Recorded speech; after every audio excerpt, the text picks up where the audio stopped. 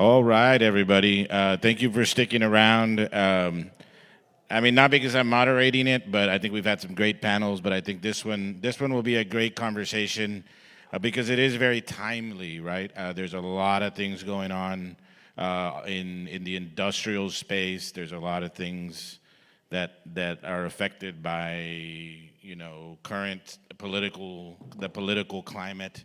So we're going to dive into this subject of industrial development and nearshoring, right? Is it happening? Is it going to happen? When is it? But we put a great panel together, and I'm just going to real quick introduce them. On the far left, my far left, we have Ricardo Rubiano. He is Rubiano Capital Group.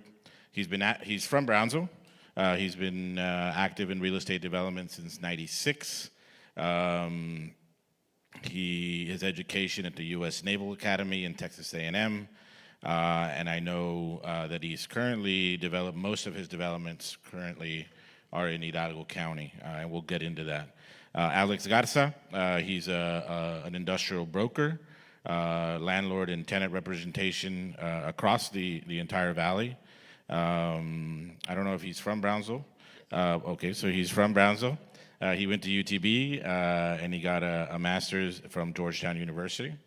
Ramiro Aleman, mi tocayo. He and I have worked together since his time at GBIC, maybe even Harlingen when he worked in Harlingen. But then he went on to the economic development director of San Benito. And now he's the first ever economic development director for Cameron County. And Mari Carmen Cadena, she is an experienced real estate broker in the Mexican real estate market on the Matamoros-Reynosa border side. And she holds an MBA from the EU Business School. And we've gotten to know each other over the years. So with that, I will start with Mr. Rubiano. Your development work, from what I can see and I know, it's throughout the valley, industrial and commercial. What are some of the differences you see between the cities? I know you're very opinionated on some of these topics.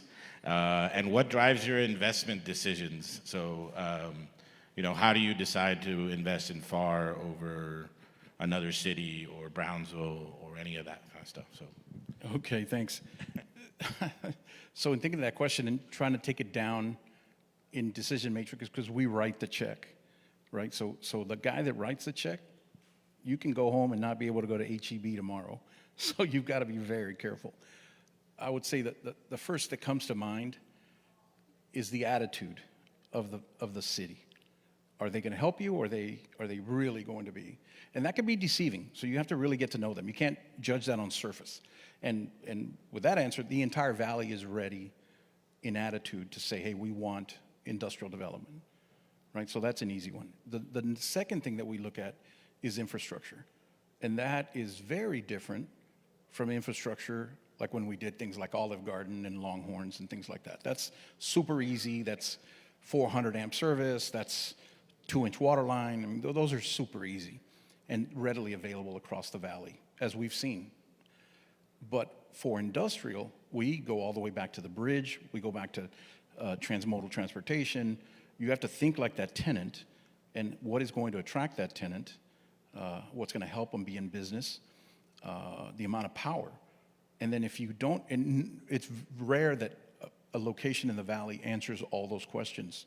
If not, we would be there right now doing everything we could to be in business there. Just like the expressway in Brownsville, right? I mean, we've got a list of tenants that are dying to be on the expressway in Brownsville.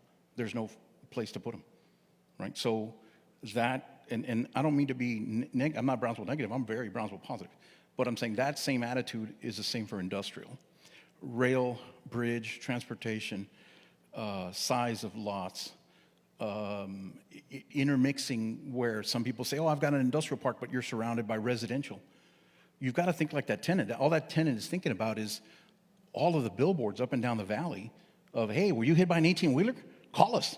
Well, all of a sudden you're like, well, I can't be in that market. So they want to get on the freeway and go, right? And so the first thing we look at is the attitude of the city, then the infrastructure, and then just what that tenant is telling us. Workforce solutions, job codes, we drill down into what does that tenant need, right? We're negotiating with 3 tenants right now.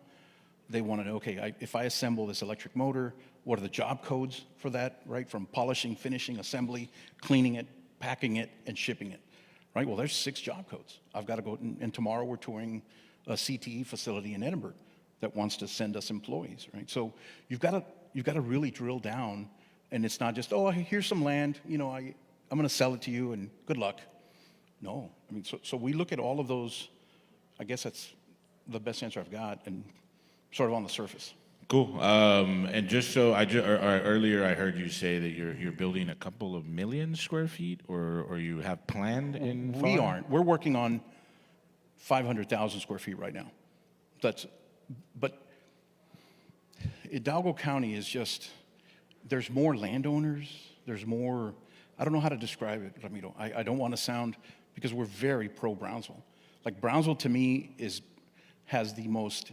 There's 2 types of energy, right? Kinetic and potential. Kinetic energy is Hidalgo County. Potential energy is Brownsville or Cameron County. It's got geographic blessings, right? SpaceX and LNG. Those 2 would not be here without geographic blessings, right? If we don't have access to the beach, SpaceX would have gone somewhere else. We don't have the Port of Brownsville, LNG would have gone somewhere else, right? So those 2 are geographic blessings. So now our job is to expand on that. So our job is to bring forth properties that service those folks, that create jobs for those folks. I mentioned job codes. Sometimes people want to, I think something came up for next week about car clustering, and I sent it to Rolando, wherever he's at, because he's kind of one of those guys.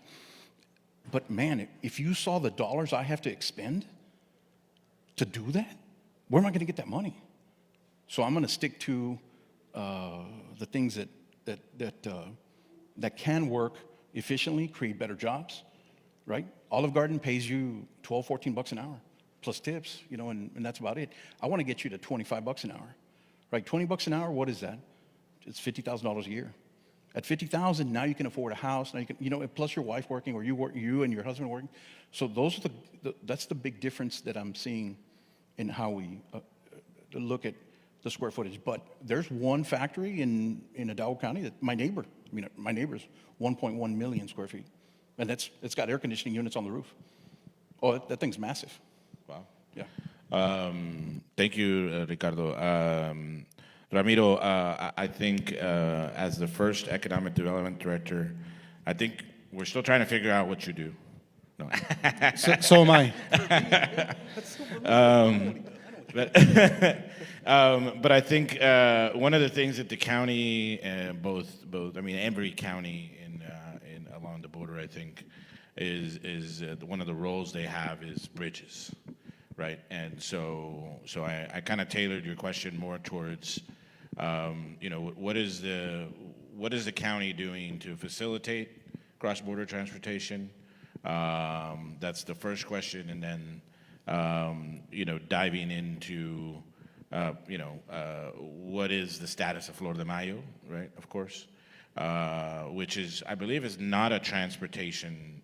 It won't be a commercial bridge. Not commercial, right? It'll be a non-commercial. Yeah, just passenger and pedestrian. Yeah, and I know that there's always been a lot of discussion, and maybe we can get into it about Los Indios and what's happened there, what can happen, what should happen. And so anyways, the first question is, what's the county doing? What are you actively doing to encourage more traffic through Cameron County? Because all I hear sometimes is a lot of it goes to FAR, a lot of it, and so what is the county trying to do? Right, thank you, and thank you for the invite. I appreciate that. So the first thing that I see Cameron County doing, and it's creating an economic development department. That's number one, right? Because for several years they've noticed a lot of an increase in activity of companies that are interested in coming to Cameron County.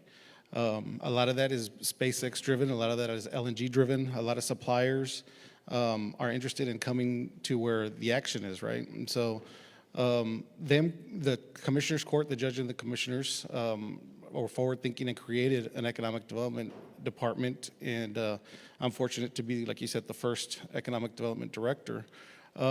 But as far as what the county is doing regarding cross-border trade, just last year, the Veterans Bridge of Los Tomates expanded their I believe it was an extra 4 lanes with a new head house, and so that was a multi-million-dollar project, and so that was facilitated by the county and the Regional Mobility Authority. Just across the street, basically, Gateway is about to see a major investment. They're going to do a whole new administrative building. They're going to increase the pedestrian lanes from 5 to 10, another new head house. They're just doing a lot of investments to facilitate that trade. I'm glad you bring that up. When is that getting started? Because I remember working at the city, and it's been like 8 years. And then Filemon Congressman Vela got the funding. And Yeah. is the funding still there? Yeah, the funding's still there, and we're in the process now. Of course, Rick knows the development process takes a while, right? There's environmentals that got to come into play. There's permitting, and I don't know if you ever worked with the GSA. They're also very a pleasure to work with. I work with them on just a cold room in Los Indios. We'll get back to you soon, but it took a while. But yeah, that project is still ongoing, and we should see something very soon. Do you have like an I don't have expected, an exactly timeline. I don't know where Like a the shovel will groundbreaking, be like in there. hard hat But picture? we're definitely working on that one as we move forward. We touched on Los Indios real quick. Let me touch on that.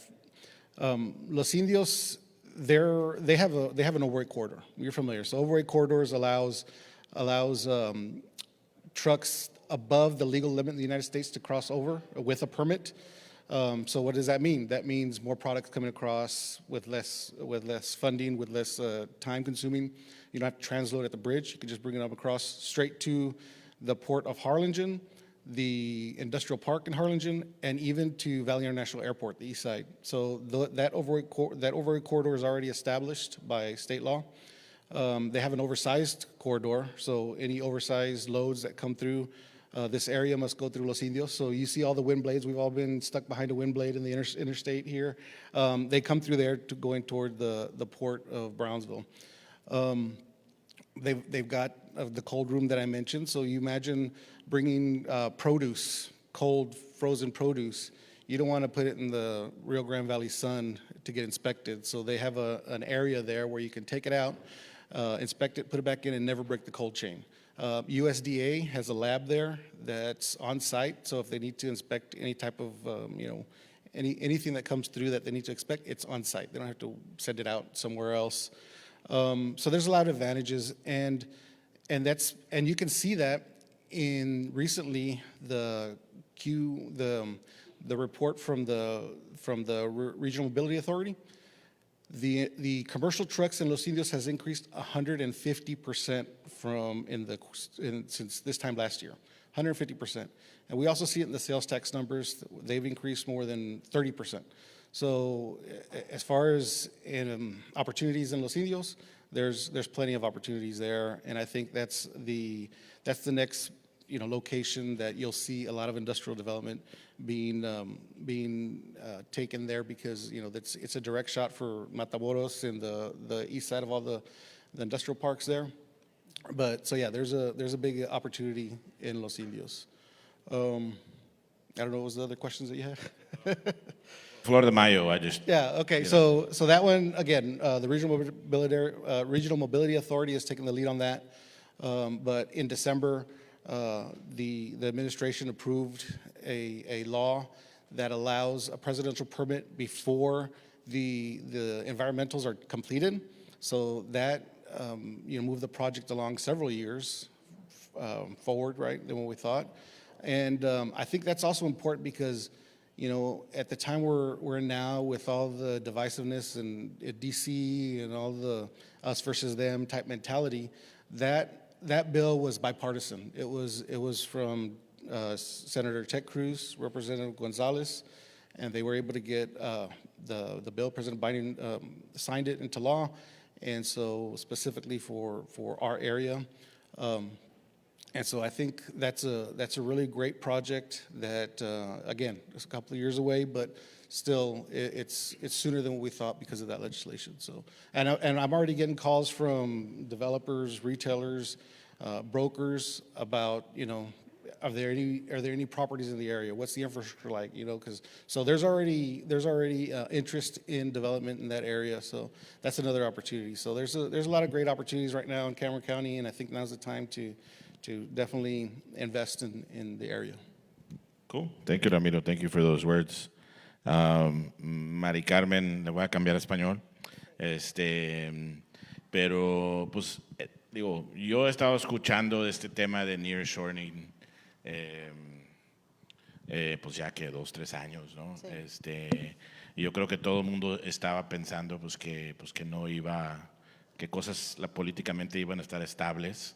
Ese era como un Sueño. assumption, que no iba a haber aranceles y que todo iba a estar igual, ¿verdad? Entonces la pregunta pues que tengo es todavía se platica de nearshoring, está pasando, ¿qué estás viendo del lado mexicano? Sí, digo, es una realidad, todavía lo estamos viendo con lo de China y todo lo que está pasando ahorita. Pues muchísimas gracias por la invitación. Yo siempre he sido una persona que piensa que si le va bien a Matamoros, le va bien a Brownsville, y si le va bien a Brownsville, le va bien a Matamoros, y viceversa con Reynosa, McAllen, pero en estos momentos todo cambió.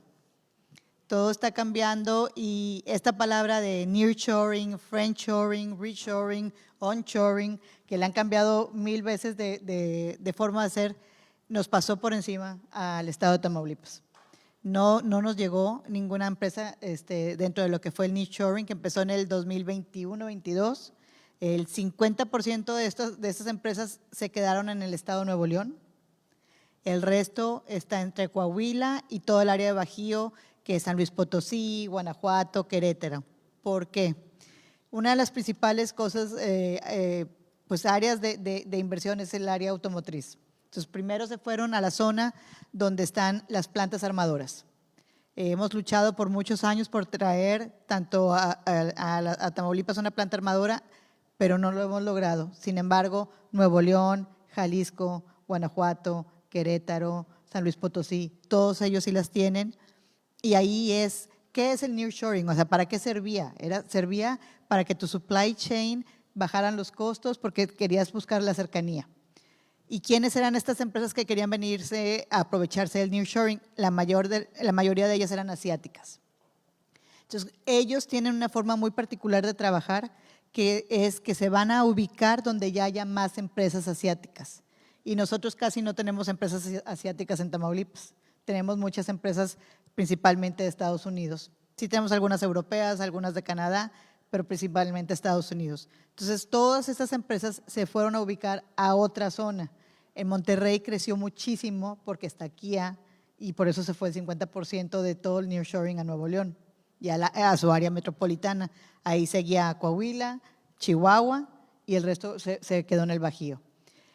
¿Qué va a pasar? Si sigue, no sigue, el tema sigue y el comercio sigue y la industria automotriz sigue, que es la gran mayoría de lo que tenemos. Por ejemplo, Matamoros, por eso hablaban del clúster automotriz, porque simplemente en Matamoros y en Tamaulipas, el 85% de la industria maquiladora que tenemos en la zona está relacionada con la industria automotriz, en diferentes aspectos, electrónico, textil, metal mecánico, plásticos, de muchos.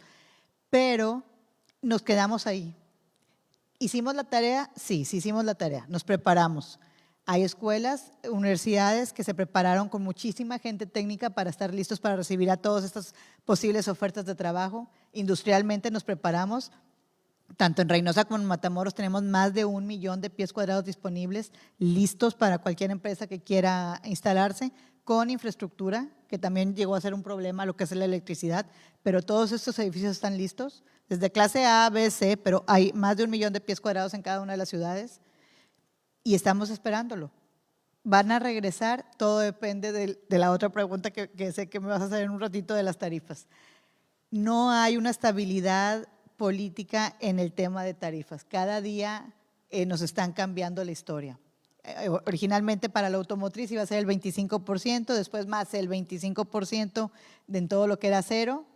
Ayer lo quitaron el otro 25%, nada más se queda el 25%, pero empezamos en un 5, 10, 15, 25, más 25, ahora nada más el 25. Entonces, son tantos cambios por mes que las empresas automotrices o cualquier empresa, cualquier persona que tiene un negocio, sus planeaciones no son de una semana o de un mes, ¿no? Normalmente planeas tu business plan es de 5, 10, 15 años y no nos han permitido hacerlo últimamente. Entonces, estamos esperando a ver con qué novedad terminamos el año para recibir nuevas empresas. Pues sí, de hecho el presidente Fox en su plática el lunes, pues dijo eso, nomás la gente de negocio tiene que saber las reglas.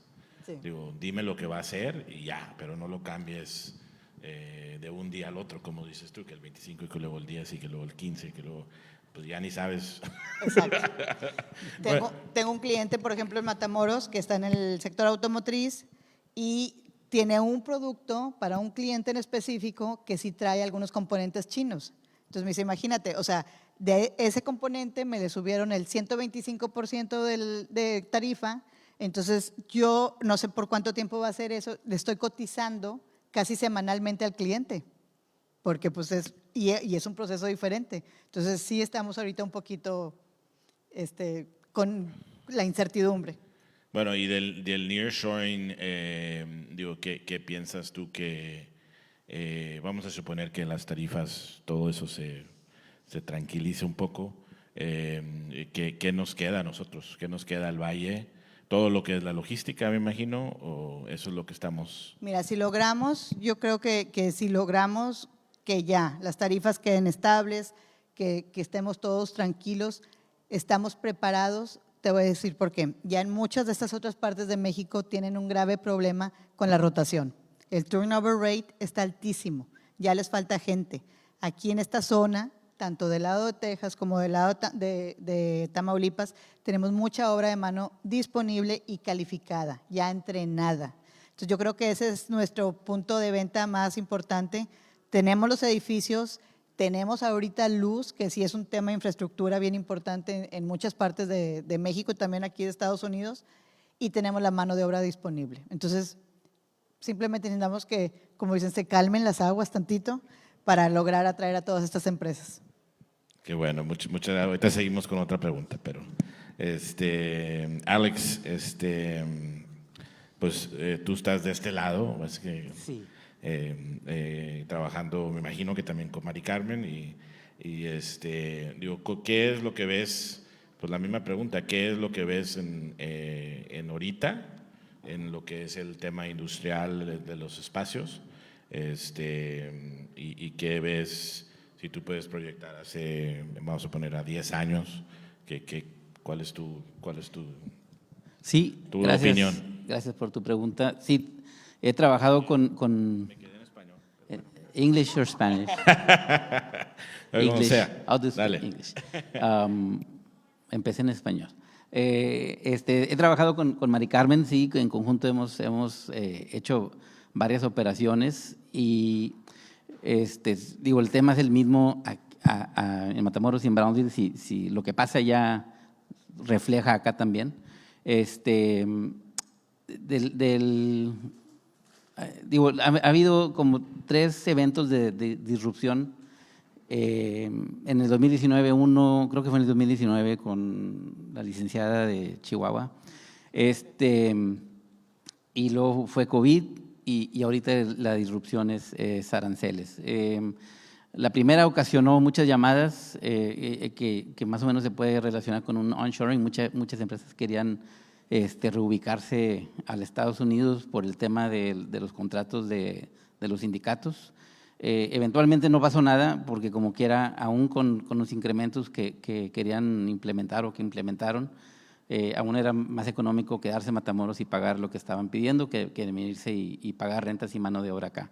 En COVID fue una muy mala noticia, pensamos que todo se iba a detener Y sí se detuvo, pero hubo otras industrias que salieron porque hubo mucha demanda de máscaras, mucha demanda de antibacteriales.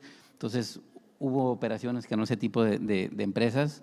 Y después, con el tiempo, hubo en la cadena de suministros, o sea, los transportes marítimos de China a Estados Unidos se detuvieron bastante, hubo una demora increíble. Entonces, las empresas locales reaccionaron y empezaron a pedir mucho inventario y eso causó una demanda de más espacio industrial. Y ahorita son los aranceles, no sabemos qué va a pasar. Yo creo que va a haber otra reacción ya que se calmen las aguas, ya que se sepa cuál va a ser realmente el arancel, si es que va a haber uno, pero se van a tomar medidas, yo creo que de precaución y van a ponerse en donde está más estable, que siempre había sido Estados Unidos, y ahorita ya no sé si vaya a ser tan estable, pero yo creo que sí. Y en 10 años yo creo que va a haber mucha demanda va a seguir, las industrias que ya están aquí están, no se van a ir, que sean de automotriz, yo creo que en Matamoros igual, bueno, Reynosa, Matamoros, pero sí vienen también en Brownsville, LNG, SpaceX y todas las empresas que les dan servicio a esas industrias. Sí hemos tenido muchas llamadas de industrial que no necesariamente son las naves de 100,000 cross-dock y cosas así, pero son más de industrial outside storage. También piden naves para almacén, de las tradicionales, de las que conocemos aquí, de 100,000, 200,000. Entonces, y va a haber otras más pequeñas. Entonces, yo creo que va a haber una variedad más amplia de edificios que van a requerir y que no hay. Entonces, ahí es una oportunidad para establecerse en ese tipo de edificios. Creo que en 10 años la proyección, si hemos crecido, Rubiano, how many square feet did you say you're planning? About 500,000. Just that's him just today. So, I mean, 10 years, 20 million, 15 to 20 million additional space will probably be added to the market in 10 years. Will be added or will be demanded? I think it will be added. Both. So Yeah. obviously, where there's demand, there's supply. That's Yeah. Econ 101, right? But I jumped from Spanish to English. sí, to sí, English. ya I'm sorry estamos, about that. estamos igual. So, Alex, you were telling me earlier before we got up here that that you're getting calls from people that are kind of want to they want to set everything up, but they don't know. Yeah, so there's calls, there's tours, you know, and from all types, and, you know, suppliers to SpaceX, suppliers to LNG, and the maquila industry have all called and visited and toured several times, several buildings, and so everything's in place. They just need to, you know, hit the switch, right? Let's go. But nobody's doing that until the tariff negotiations play out. See if there's going to be 25 or 5 or just let's just revert back to the free trade we already have, right? So is it about, because I mean, obviously Origo and I mean, everybody's in the development side. Yeah. Is it about, and Rolando, maybe you want to cue in here too. Is it about, when you get these calls, is it about that is it that they can't find the space? Because I know I've gotten some of the calls and they're like, you know, oh, we need like 40-foot bays, and I mean, there's something crazy, right? Right. And I said, well, I flat out told them, I was like, that doesn't exist, right? Yeah. What you're asking for has to be as, you know, built to suit, right? So is it so obviously I think the cross-border, the Matamoros, the automotive, obviously that's dependent on the tariffs, but the SpaceX providers and all that other stuff of the world, they can't, can they readily find space that they like, or are they just kind of Yeah. like, I don't really love this space, right? Like, No. I mean, it's not really with it's very practical. They don't really tell me I don't like it, or based on, design and architectural. it's very data. Right. It's very like, I need a 30-foot this. Right. This. And power. They really need power because they're fabricators. Some are fabricators, like metal fabricators, and they make little parts or large parts or whatever. So it's really power, lay down area, outside lay down area, and proximity to the existing SpaceX facilities that are in private industrial parks here, or proximity to Starbase. So it's really inclining to wanting to be close to the airport, but they're not. They're not going to say no to a building that meets all their, checks all the boxes, and that's not near the airport. Yeah, I find as a Brownsvillian, we're all from Brownsville. As a Brownsvillian, I think it's really hard for me to imagine all the development on the east side. Yeah. Right? Just, as far as like going out towards Boca Chica. Mm-hmm. If SpaceX wouldn't have been here, that wouldn't be happening, right? But Absolutely. now all of a sudden this thing, it just blew up. So, Ricardo, you want to chime in on the space? Is it, from what you think, is Brownsville and the Valley, are people not moving here because the space isn't available? It's old space. It's not to their standards. Is it all kinds of things? So right now we're in the initial stages of what's happening. So us as developers, not necessarily as service providers. Service providers need to act in the moment, right? But us as developers, it takes 9 months to make a baby. It takes a year for us to have a birthday party. But it takes me 3 years to make a housing unit from the word, okay, here's where I want to do it, and then I'm going to move somebody in, whether it's apartments or anything like that. So it's almost the same for industrial, right, in these kind of spaces. So LNG guys are at like 11% total investment of their. I've got phone messages from Bechtel. Rick, we need housing units now. So we're racing to get those units. We raced to get the first ones in, right? We built housing units here in Brownsville before LNG kicked off. And even my wife asked me, she's like, hey, how come you're passing on the one on the expressway, which is hotter at the sports park? Guaranteed, right? All of us want to be on this expressway and put $30, $40 million in play. We went to 802 as close as we could get to the Port of Brownsville before LNG kicked off, because I knew it would take me 2 years to get that thing up.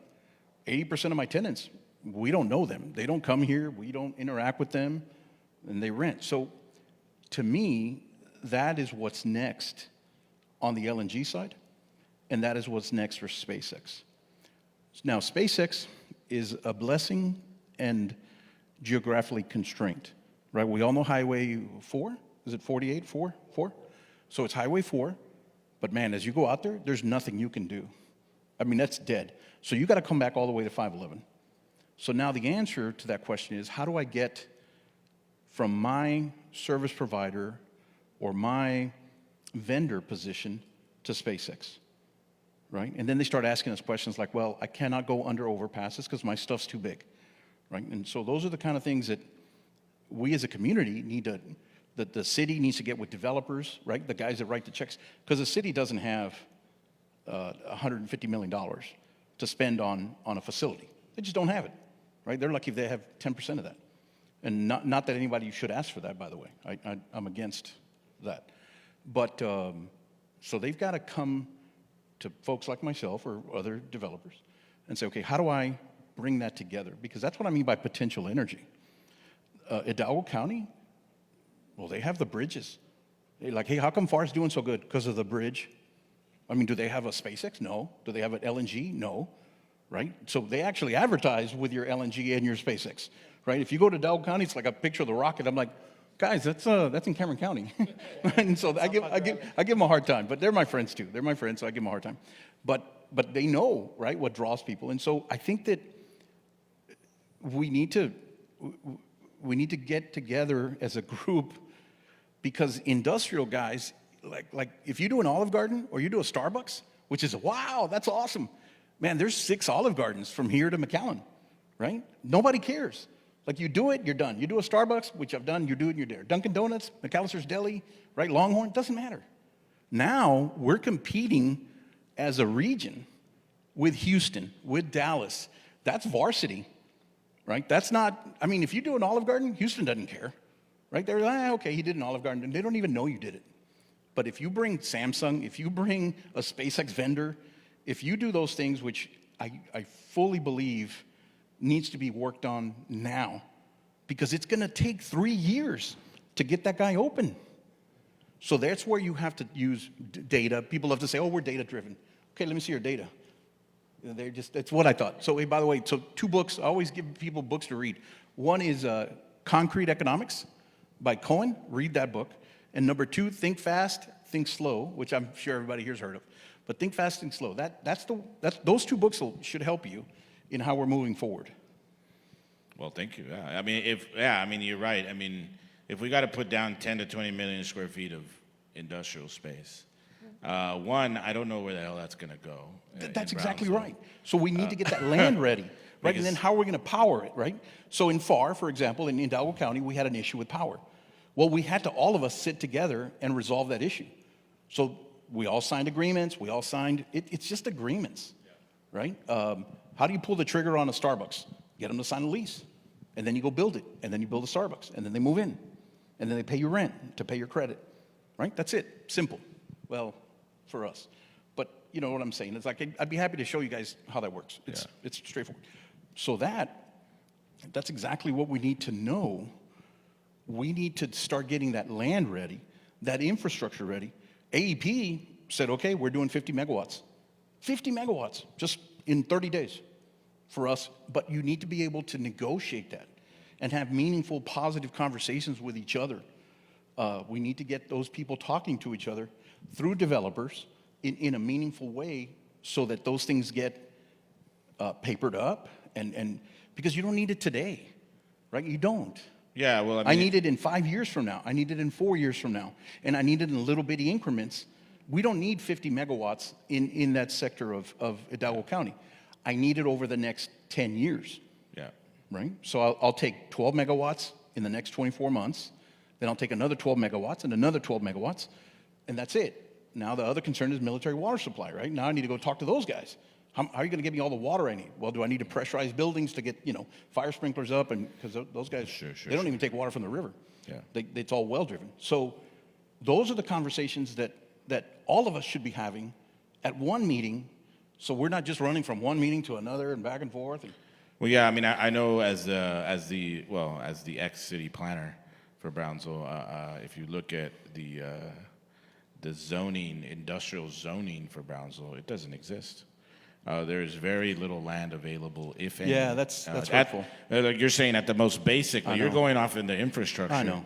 But at the most basic level, rezoning land so that the buyer doesn't have a problem of dealing with neighbors and. No, we've been offered 100 acres, 200 acres on FM 100. What am I going to do? I'm going to ruin Los Fresnos? Yeah. I can't do that. Consciously, as ethically, I cannot do that. Why would I put 18-wheeler? Why would I make it look like Laredo?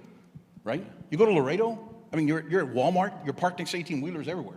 The thing's a giant truck stop. Yeah. Right? And you can quote me on that.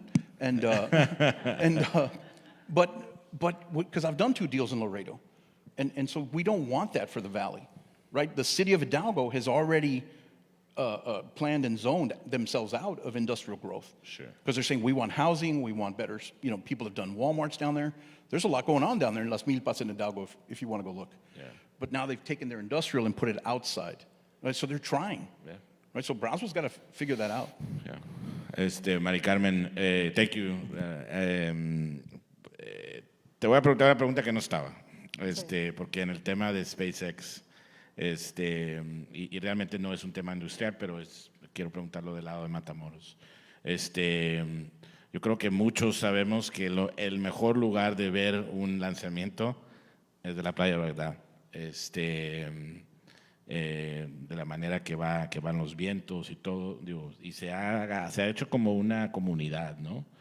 Sí. Pero entonces la pregunta realmente son 2 cosas, ¿qué ves, qué beneficio qué está viendo Matamoros del lado de SpaceX?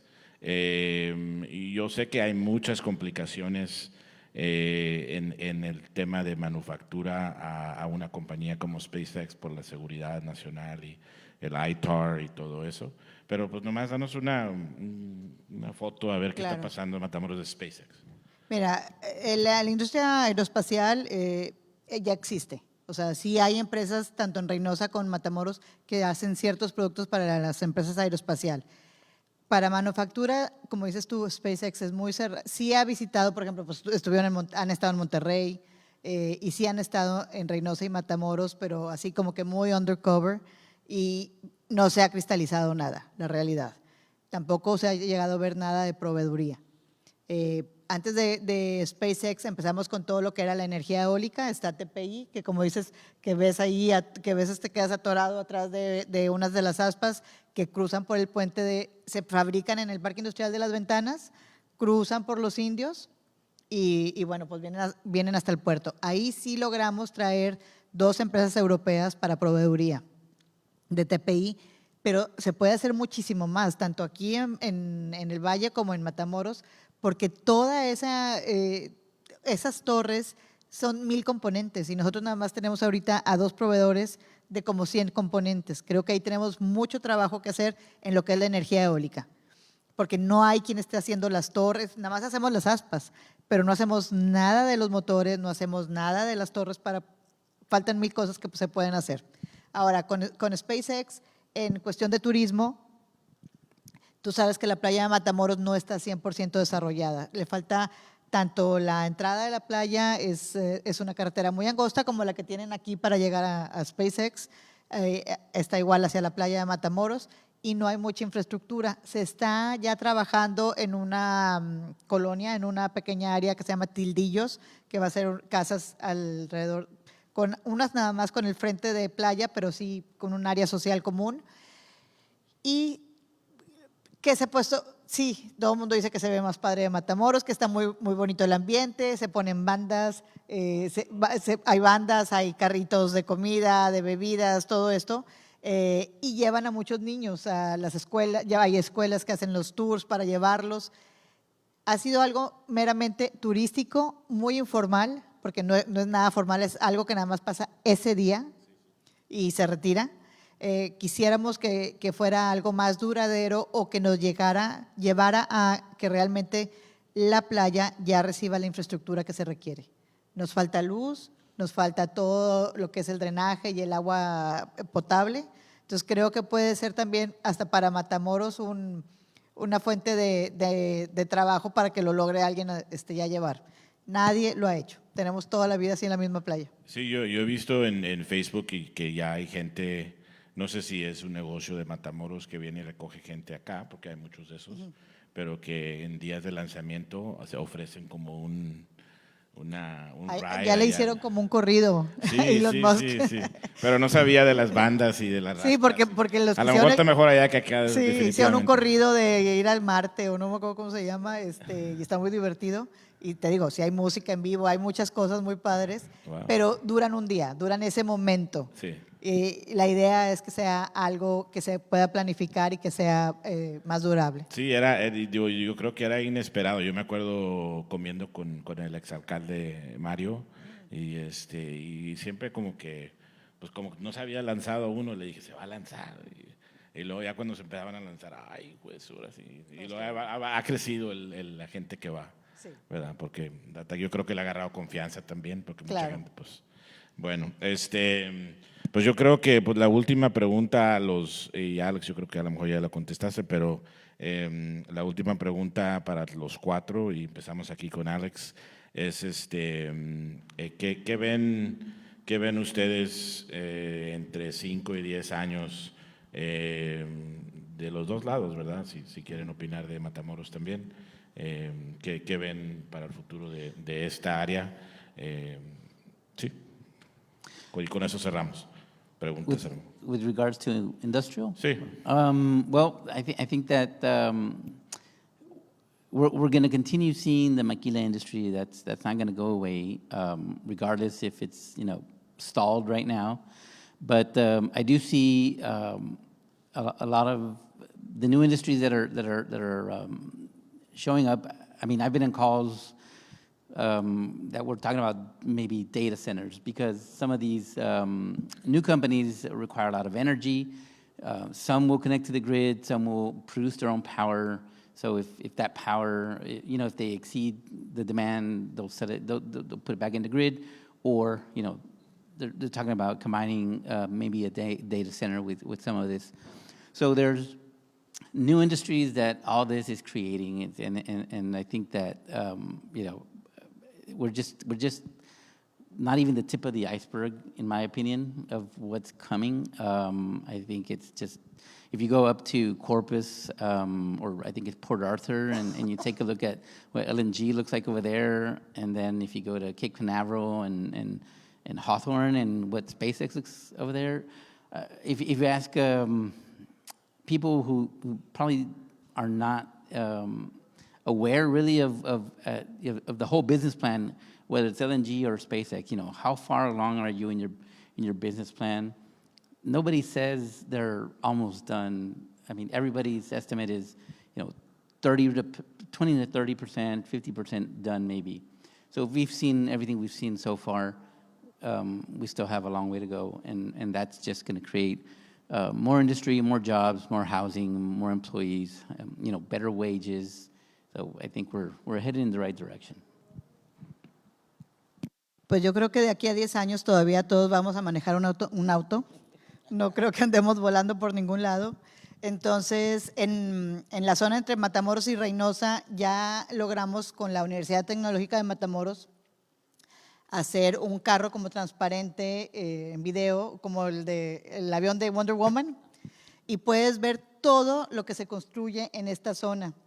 O sea, tú estás viendo el automóvil y está el volante, está la bolsa de aire, está el cinturón, están los radios, está todos los bumpers, los limpiaparabrisas, casi todo los asientos, casi todo el interior de un automóvil se construye en esta zona.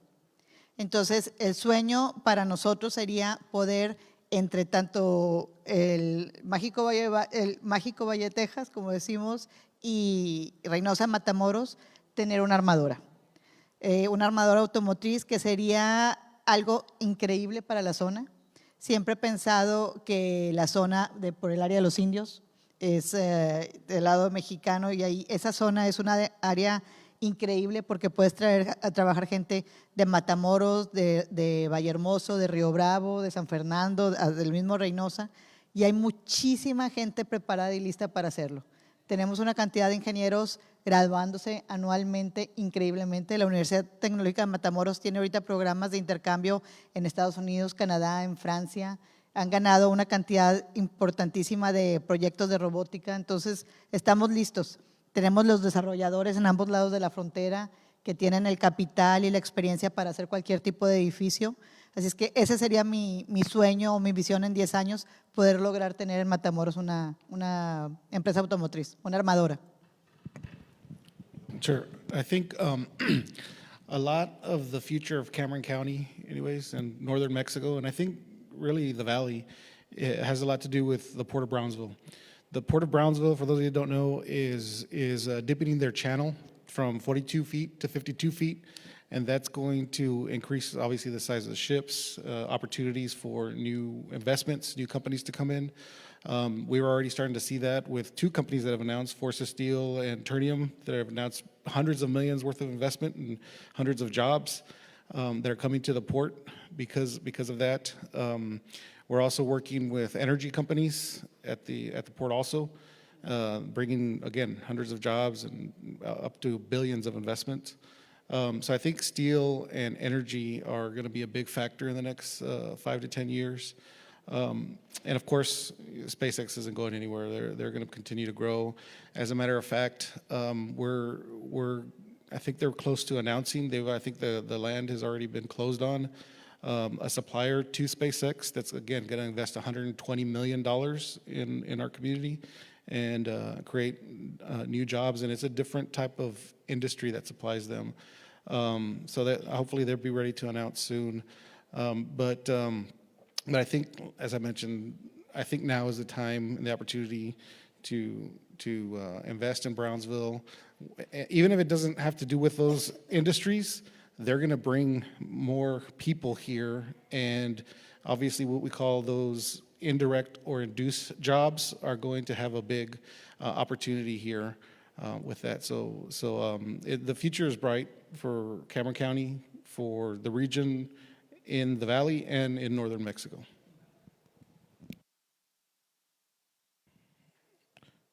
Thanks for the same question.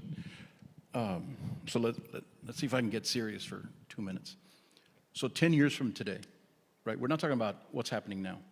We want to try to get a picture where we are in 10 years from today.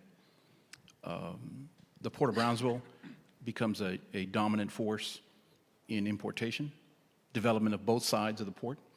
That's billions of dollars on either side of the port, which right now is only half, and then maybe 20% of one half, right? So 10% of the total port is developed. So I would envision that would be both sides. I think Ternium and Forza, as Ramiro says, is onto something. Those guys you don't write a check for $500 million being like, oh God, I hope this works. So that's not what they're doing. So I envision a significant investment in steel manufacturing, steel value add, steel processing, taking whatever Forza makes, which is steel rolls, and then applying that locally through secondary investments to that. Ternium is shipping everything to Pesquería in northern Nuevo León, in Monterrey. But I can't imagine that with now the tariffs, that doesn't force us to spend the next 36 months figuring out how do we address that. So going back to nearshoring, this started in Obama, and then Trump, and then Biden, and then Trump again. Nearshoring's been started when we realized, hey guys, we're buying crayons in Walmart, and they're taking that money and building an army. So we've known about, in our sector, I mean, the consumer side, I mean, I don't even think you know the storm that's coming at us. It's 6 weeks away. But, I mean, that's going to be a nightmare for us for the summer. But we have to survive that, right? I have to look past that and continue building my buildings and investing in my buildings because I need to, what did I tell you? In 3 years from now, right? That building isn't open for 24 months. So just because I've got a hurricane doesn't mean I stop. I have to somehow keep going. I have to figure it out. Refinance myself, restructure it, reorganize my borrowing capacity, whatever. But I need 24 months from today, I need that factory open. I need that processing center open. And so in 10 years from now, a lot of what's in Monterrey, because we're getting the calls now, people literally saying, I need to move to the valley. I need to come to the valley. And why is that? We have the labor and we have the training.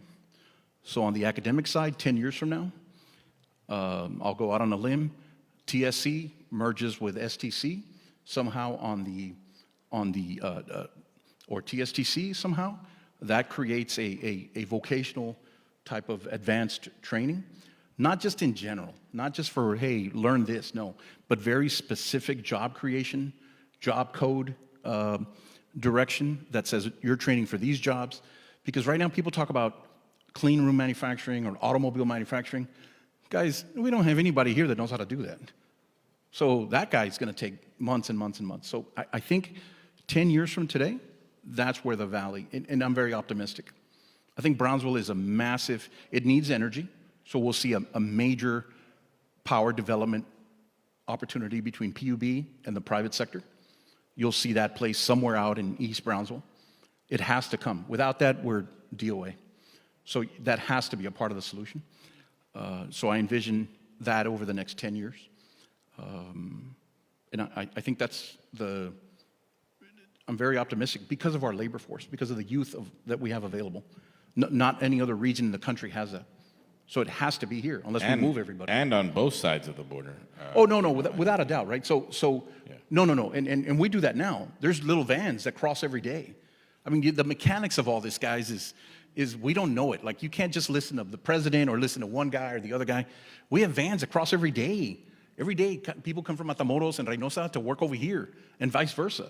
So that's a known, right? Now, tariffs are kind of forcing that, but we have a tremendous amount of Mexican companies that are saying, hey man, look, I manufacture, light gauge steel.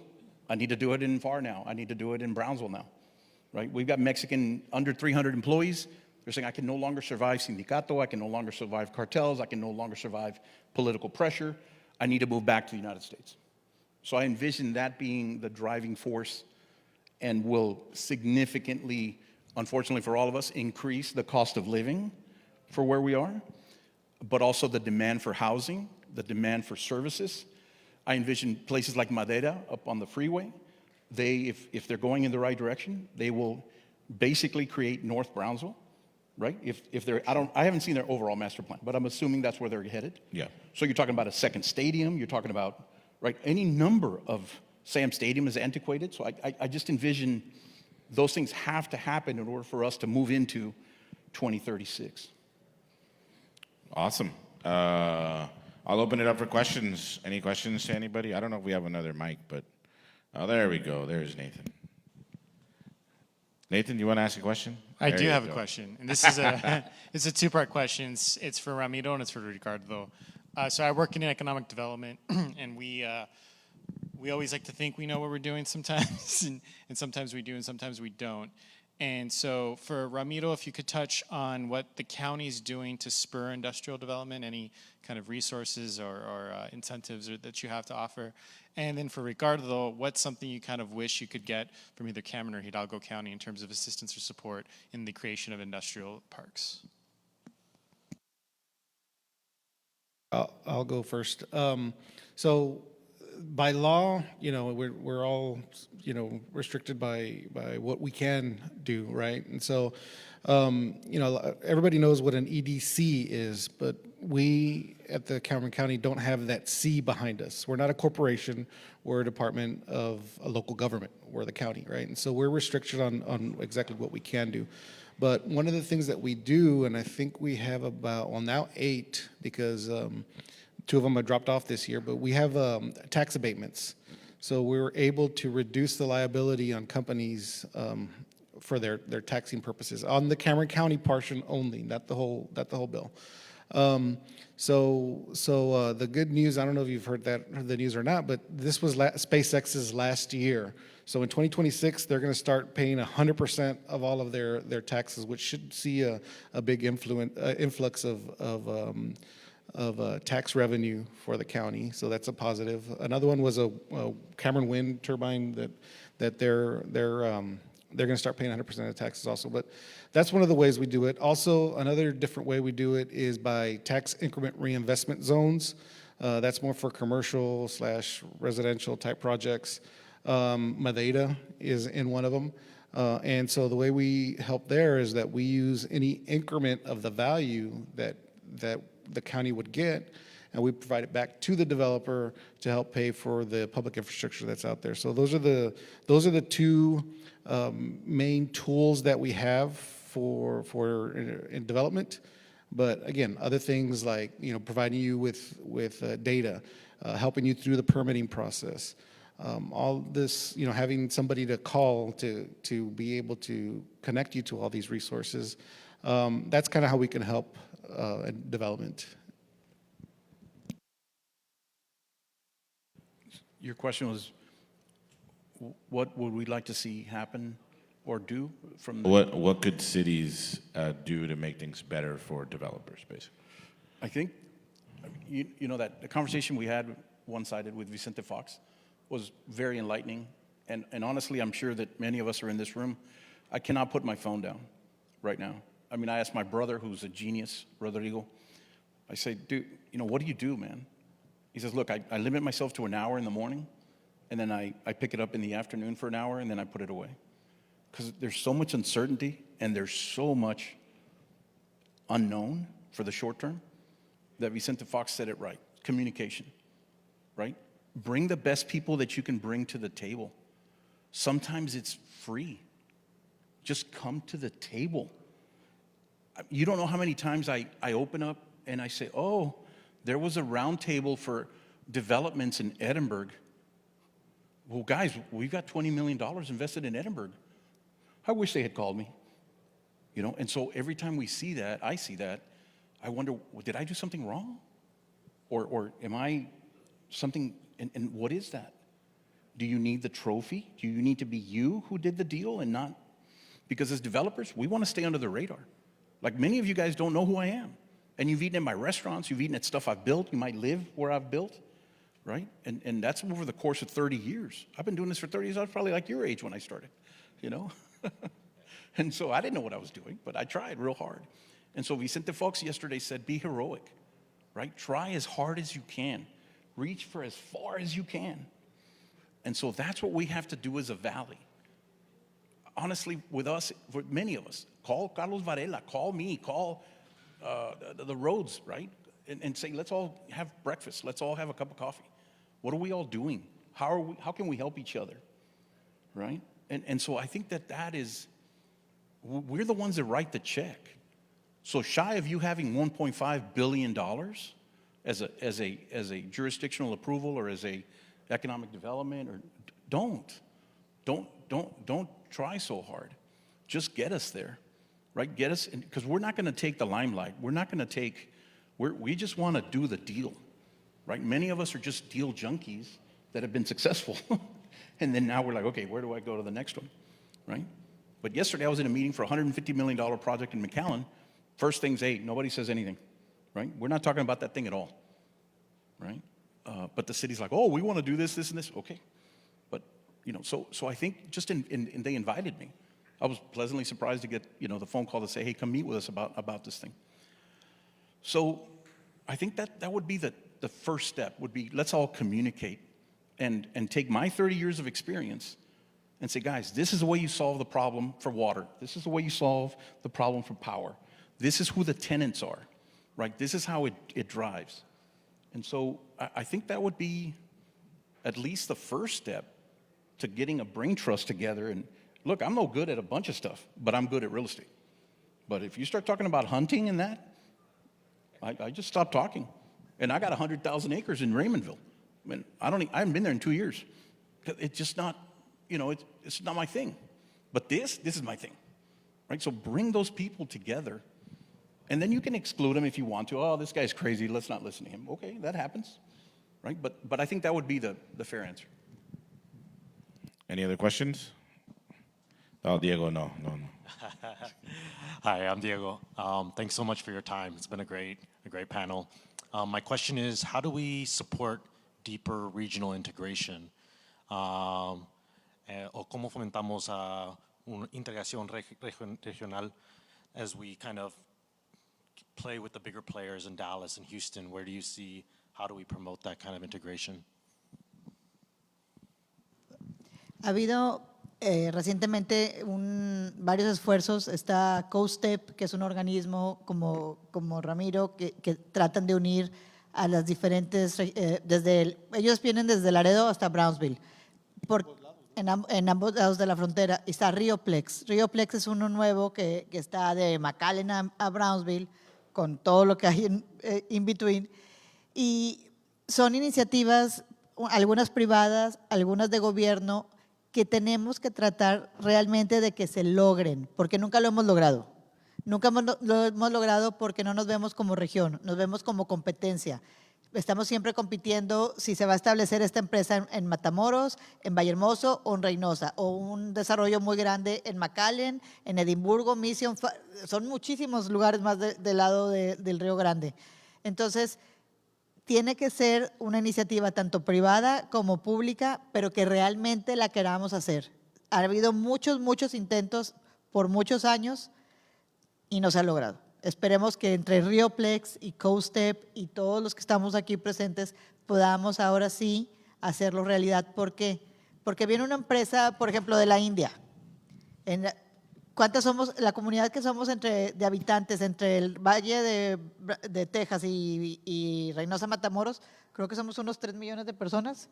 Y esa es cualquier ciudadcita de la India. Entonces, pues no, para ellos es algo muy pequeño. Entonces, si no nos vendemos como región, van a decir Reynosa solo o Brownsville solo, no, es muy chiquito para mí. Entonces, sí tenemos que hacer un súper esfuerzo y entre todos lograrlo. Espero que todos podamos estar participando en ese tipo de iniciativas para lograrlo. I think I'll chime in there just because I have an opinion on this. So what Mari Carmen says, I think, is on a kind of a visionary, kind of like a bigger, like a larger scale. But I think, you know, but I think when you, I think the failure to, I mean, so Brownsville, Matamoros, we always talk about this hermandad. We always talk about this, you know, we're one city but split by the river. And but when it comes to actually doing something, trust me, I've been, you know, around the mayors and everything like that, and there's always great conversations, but there's never this one tangible item that says that you can say, let's make this, right? And let's start small. Maybe let's just do the top. Let's figure out how to do that, right? And I think specifically on our sister cities, I think finding those opportunities that are small that would get the ball rolling to an actual partnership, an actual, you know, business partnership maybe, right? I think that's where we always get stuck in the broad, big discussion and not really dive into cuál es el proveedor que necesitamos o cuál es un servicio que las maquiladoras necesitan que se puede dar de este lado. I know Nathan and I have had this conversation. And so there's all these, you know, there's all these little things, all these little services that nobody would ever think about, right, that are needed, but nobody ever provides them, right? And we never have a conversation on actually executing that, right? And so, I mean, in the time that I've been around, I've always focused on what's the low-hanging fruit, let's get after it. And I mean, much like this event today, the idea for this whole day maybe was about 3 weeks ago, right? And, you know, but we got it done. And hopefully next year it'll get bigger. I'm sure it will, right? Because we planted the seed today, and we're going to water it until next year, and we're going to have 100 whatever. I mean, whoever we have here. RGV Startup Week started last year, and it grew. What do you think, Nathan? By 50% this year? Yeah, definitely. Yeah. All right. So where are we gonna be next 3? You know, in year 3, what's gonna happen, right? So, anyways, that's really, I think, to your question, Diego, is I think we got to find those small little things, those low-hanging fruit, and go after it, and then that gets bigger. Yeah, that's just a different way of looking at it. I just want to make a comment on that because I was, as Ramiro mentioned earlier, I worked in Harlingen for 11 years, worked in Brownsville for another 5. So I've been doing this total of 18 years. I started when I was 10, but I just wanted to make sure you guys were still listening. So I've been doing this for 18 years, and ever since then, Harlingen, Brownsville, the county never worked together, never really talked together, never anything. One of my initiatives that when I came on board is I wanted to change that. So so now we're working with Greater Brownsville Incentives Corporation and with the Harlingen EDC to go after that low-hanging fruit. We're going to trade shows together. We're going to trade missions together, and we're doing things together. As a matter of fact, we're working with BCIC on an initiative, a couple of initiatives that they'll announce when they're ready. But you know, the county is now working with the communities in order to get them together, to work together, so that you know we start with our neighbors at the county level, and we get that going, and then eventually. You know, going bigger. But I think right now is the time that we have to work together, because when we talk to companies, they don't want to see communities working in silos. They want to see us working together. That sends a stronger message. And so now that we're working together, I think the future is definitely bright. One second. So the answer to your question, it started 10 years ago, right? There's a lot of us now. We didn't have a lot when we started 20 years ago, okay? But we saw the potential in the valley, started investing in the valley. My office, is it down this hall? Nathan, where's my office? Right here? Or in the other hall? So my office is right there, and then my office is on the top floor of the PNC building at Nolana and McCall, and 10th Street. Nolana and 10th, right? So I've got a view of all of McAllen to the north and to the east. And then I'm here because I believe in Brownsville, right? I want someone like you to say, hey, can we meet up there and talk about how do we work on an industrial development? How do we work on a building? Whatever we've seen so many tenants over 30 years that whatever you want to work on, I'll sit down and talk to you after this, okay? So that's already happening. And I can run down the list of guys like my neighbor, Nolan Perez, right? Who started out in a clinic, 15 years ago. Now the guy owns surgical centers and from Mission to Brownsville, right? He started out just in Port Isabel. Great guy. So there's a bunch of us that no disrespect to the counties or the cities, but we have to, we are one region, right? That's what I told Rioplex. When Rioplex said, hey, let's do this. We've been doing it for 10 years, right? That information is there. When I talk to a manufacturer, that's coming to FAR, I don't say, oh, it's FAR. I don't show them the FAR numbers. I show them the 3.5 million. I tell them about the vans that cross the river, right? I send them to Edinburgh to see how do we train people, or whoever will talk to me, TSTC, whoever will talk to me. I say, guys, I mean, I got a meeting tomorrow if you want to come to it, 2:00, And so engaging across the valley is the solution to what you're talking about. Some of these very wonderful folks that are constrained to their silo, but we are not, right? So the answer is you, like Vicente Fox said. You're the answer to your question. Engage outside of your silo, right? So with that, that concludes the panel. Thank you all for being here. Thank you all for being here and staying awake. And we'll see you all next year, right, Nathan? All right.